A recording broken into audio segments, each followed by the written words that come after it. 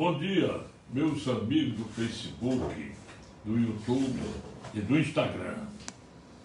Eu estou aqui de volta de novo, eu, Dr. Heleno Lopes, no meu escritório, em Fortaleza. Hoje é o dia 7 de abril de 2022, quinta-feira. Está terminando a semana mais uma vez. Eu quero pedir a atenção dos senhores, que eu me esqueci ontem de um caso muito importante, que foi a presença da Polícia Federal em casa da mãe do deputado Daniel Silveira. Eu vou explicar tintim por tintim aquilo que eu chamo duplamente inconstitucionalidade e imoralidade do ministro Alexandre de Moraes. Vamos ver lá, né? Então, mas primeiro eu quero registrar as coisas boas da vida, boas e de saudade, né? No dia de hoje, em 1831, assumiu o trono imperial do Brasil Dom Pedro II, com 16 anos de idade, né, pessoal? Todo mundo sabe disso. No dia de hoje, em 1922, nascia a grande cantora brasileira Dircê Batista, irmã da Linda Batista, filhas de Batista Júnior. Ela morreu nova, 77 anos, em 1999. Nasceu também em 1941, no dia de hoje, o Mussum, humorista do programa Os Trapalhões, cantor de um conjunto musical. E hoje também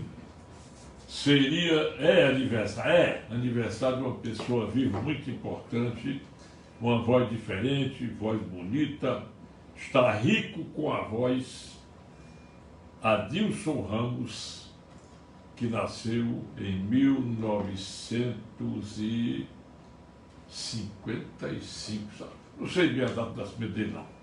Agora, hoje também, coisa linda que nós assistimos, no dia de hoje, no dia de sábado, 2018, coisa maravilhosa, a coisa mais bonita que eu já assisti na minha vida, a coisa mais linda, eu acho que todo mundo se lembra, gostoso. Aí te vê o ladrão de 9 dedos, o Lula encurralado com a Polícia Federal, pegando ele para levar para a cadeia, e ele devia ter ficado por lá mesmo, rapaz. É de lascar, um canalha desse. Foi muito bonita a prisão dele. Todo mundo se aliviou da roubalheira que ele impôs no fundo de pensão, na Petrobras, no BNDES, construindo Porto de Mariel em Cuba, metrô da Venezuela, derramando dinheiro do BNDES, e que o Tesouro Nacional está pagando as prestações porque ele só propiciou roubalheira para ajudar esses ladrões comunistas de ditaduras vizinhas. E lá de Macau também, na África e outras mais. Bom, pessoal, hoje eu vou dedicar o tempo todinho para falar sobre esse negócio imoral, desonesto, inconstitucional e imoral mesmo. Desse inquérito Teia de Aranha, que eu já nominei, não é só do filho, mas é Teia de Aranha, está armado uma teia de aranha para pegar os mosquitos. Os mosquitos, os insetos, são aqueles incautos brasileiros que confiam na Constituição Federal, mas não confiam mais nesse negócio aí chamado ministro do Supremo Tribunal Federal. Só tem 2 lá que merecem respeito: André Mendonça e Cássio Nunes Marques. O resto pode tocar fogo, entendeu? Estou dizendo aqui que o povo brasileiro quer saber dos acontecimentos. Vamos ver. A nossa Constituição, eu não quero mais falar do artigo 53 da Constituição, já falei demais, mas só dizer o seguinte: a nossa Constituição só adota 2 tipos de prisão. Quando o crime é de ação pública incondicionada, o delegado, ao tomar conhecimento, baixa uma portaria, instaura o inquérito, investiga, manda para a justiça. Quando o crime é por prisão em flagrante, não é preciso portaria. Artigo 5º, 61 da Constituição Federal. Preste bem atenção. Aí nós vemos as normas do processo penal. Vamos dizer aqui só 4 dispositivos do Código de Processo Penal em primeiro lugar. Analisar o flagrante. 301 do Código de Processo Penal. Qualquer pessoa do povo e os agentes públicos é facultado a qualquer pessoa do povo prender alguém em flagrante delito. E dever dos agentes públicos prender quem estiver no cometimento de delito ou logo após. O artigo 302, ele diz assim: considera-se em flagrante aquele que está cometendo o crime, ou logo após, ou a perseguição continuada. Não confundir perseguição continuada de quem praticou o crime em flagrante, fugiu, com crime continuado. Daí porque já se reprova de cara essa afirmação de um ministro da Suprema Corte, que diz flagrante permanente, porque cada vez que bota a live do Daniel Silveira, está repetindo o flagrante. Não é isso não. A lei quer dizer o seguinte: o que é crime de perseguição permanente? O cara cometeu o crime, a polícia soube, tomou conhecimento, saiu atrás até prender. Foi o caso, vou lembrar mais vezes, o caso do Gumecindo, que foi preso, parece que uns 2 dias, não foi depois do crime, que a perseguição encadeada prendeu o Gumecindo, de saudosa memória. Não confundir com o crime continuado, o crime permanente. Você assalta uma loja de noite, uma semana depois assalta outra, depois você furta outra loja, depois mais uma. Quando você vai preso em flagrante pelo último crime, olha bem, não é repetindo o vídeo, é o crime chamado crime permanente ou continuado.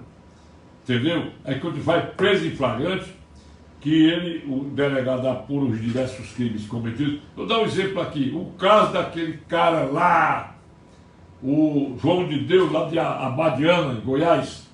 Ele cometeu estupros permanentes.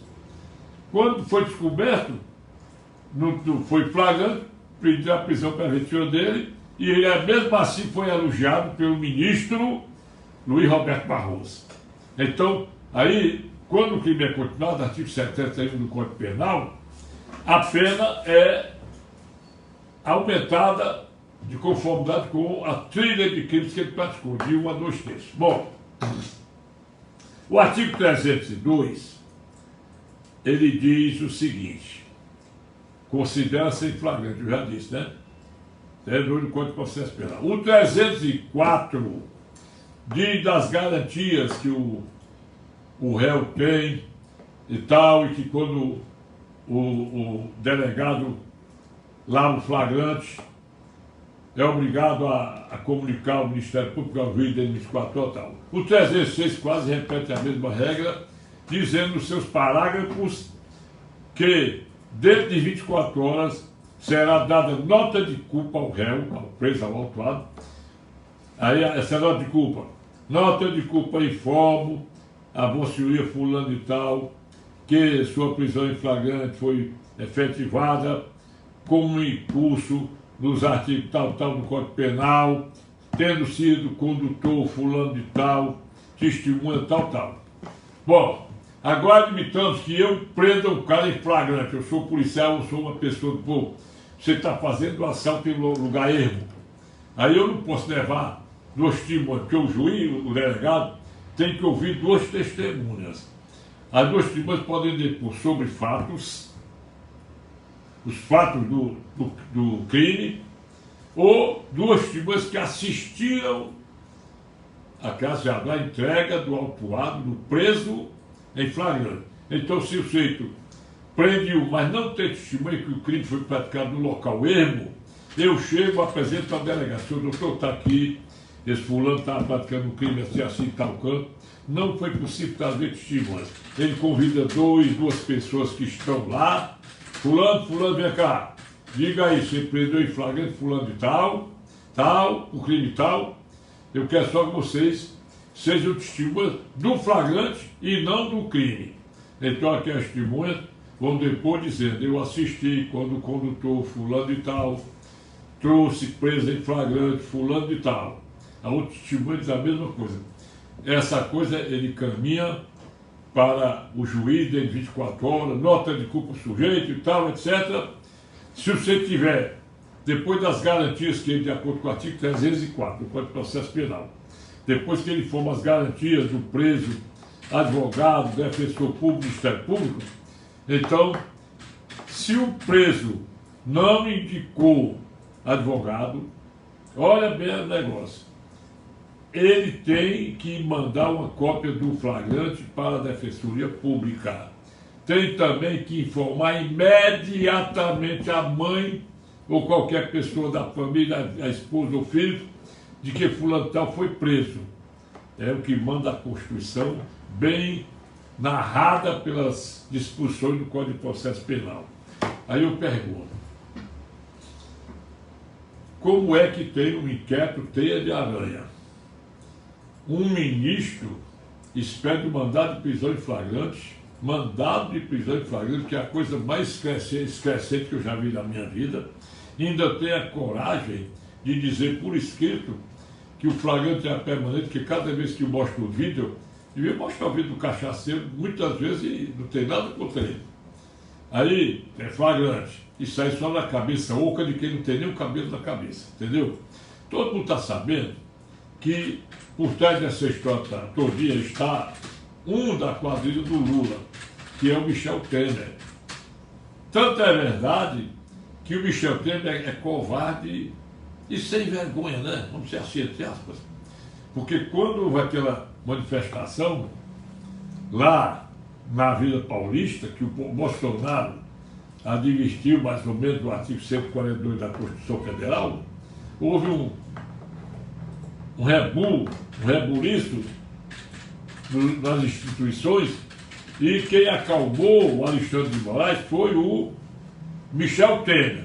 O Bolsonaro, muito bonzinho, pegou, mandou o Michel Temer negociar lá para a banda do Oriente Médio, do Catar, não sei onde, negócio do Afeganistão, salvo engano foi isso, né?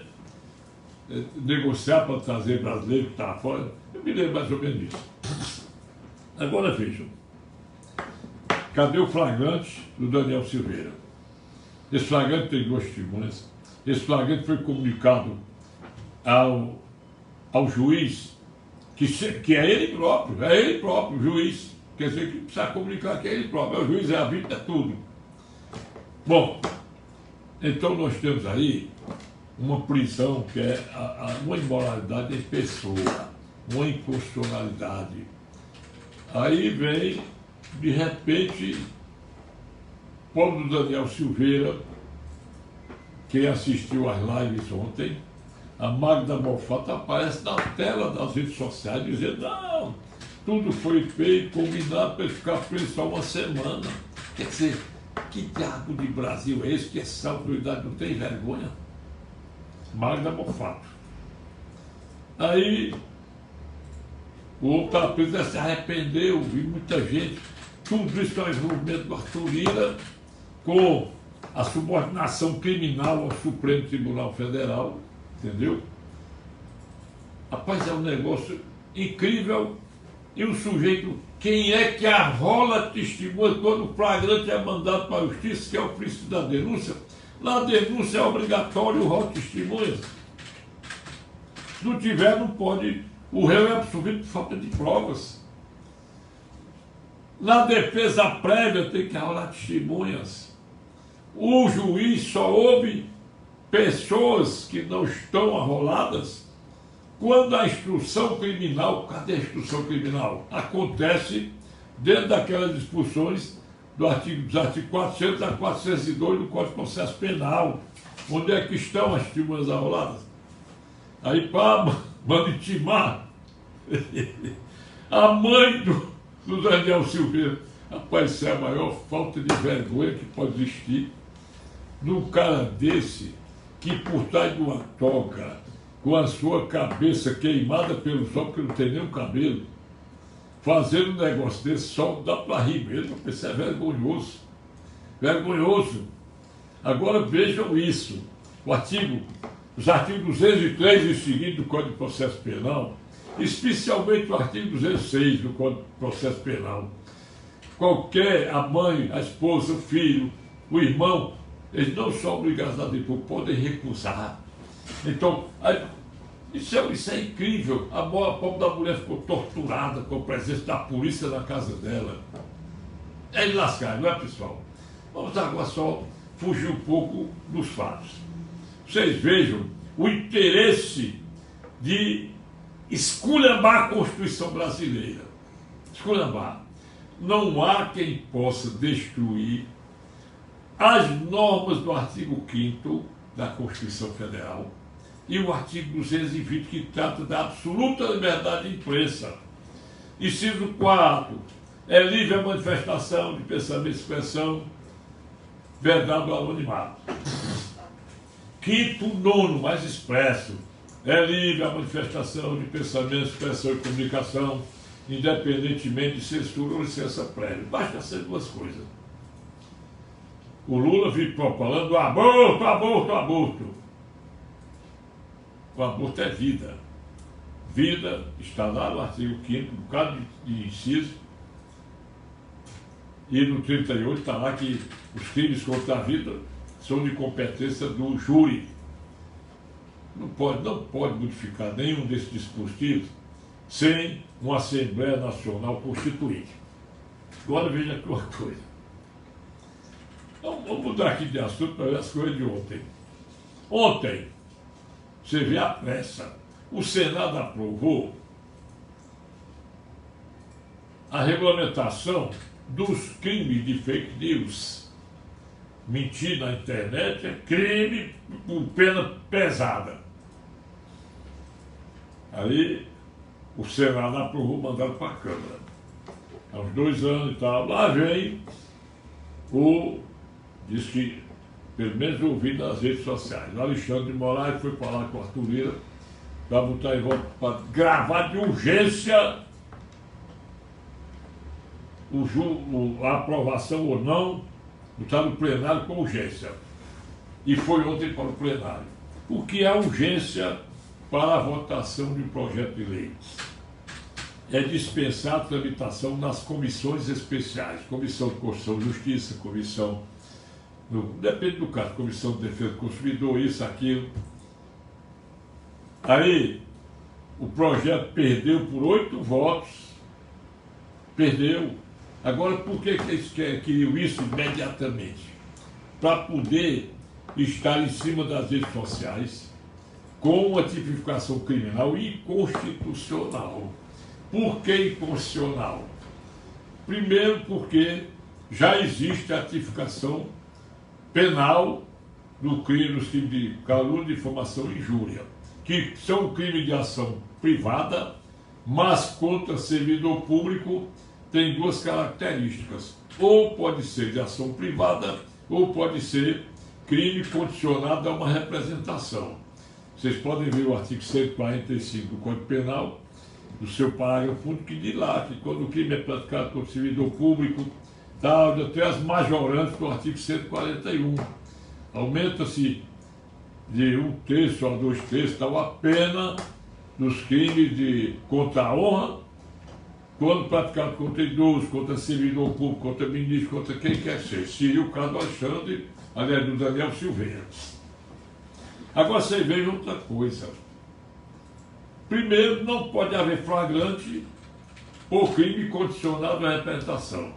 Por mais que o senhor ministro Alexandre de Moraes tenha decretado o mandado de prisão preventiva, não, mandado de prisão em flagrante, eu esqueci, mandado de prisão em flagrante, ele está ferindo, ele já desrespeitou todo o Código de Processo Penal, porque o artigo 5º, parágrafo 4º do Código de Processo Penal, diz que nos crimes condicionados a uma representação, a autoridade não pode instaurar o inquérito, não pode haver, sem a representação. O crime é de ação pública condicionado, se quiser o ministro ofendido. E não é assim que se faz. O crime é de ação privada, contra qualquer pessoa do povo. Aí diz o artigo 5º, agora é parágrafo 5º do Código de Processo Penal. Não pode ser instaurado inquérito em crime de ação privada sem que seja feito o requerimento pelo ofendido, artigo 5º, inciso 2º do Código de Processo Penal e parágrafo 5º. Ora, quais são as temas que estão arroladas na denúncia? E quais são as que estão na defesa prévia? Por que que esse inquérito começou antes do suposto crime? Por quê? Quer dizer, o inquérito é o inquérito teia de aranha, né? Ele vai andando. Agora mesmo precisa uma prorrogação mais 60 dias. Aí vai andando, né?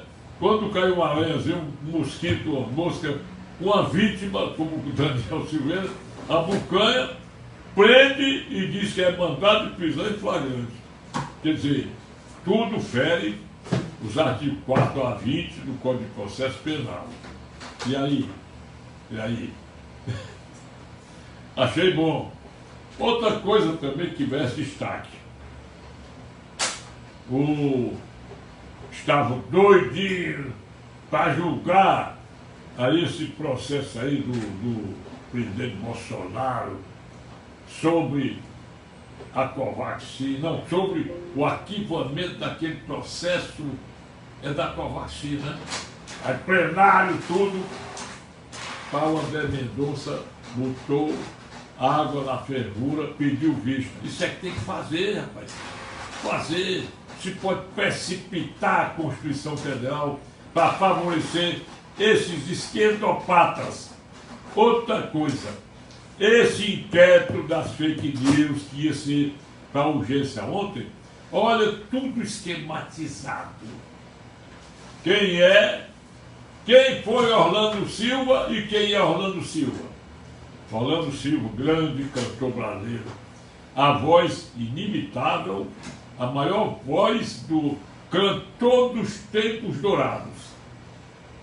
Ele supera até o Frank Sinatra em melodia, em falsete, em voz, em beleza de voz.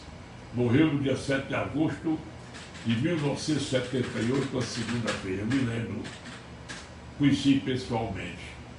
Olha aí, 63 anos. Agora, Orlando Silva, deputado do Partido Comunista, interessado contra o Bolsonaro, Arthur Lira interessado contra o Bolsonaro, deputados submissos ao senhor ministro Alexandre de Moraes, ao senhor ministro Luiz Roberto Barroso, ao Edson Fachin, entendeu? E a outros mais.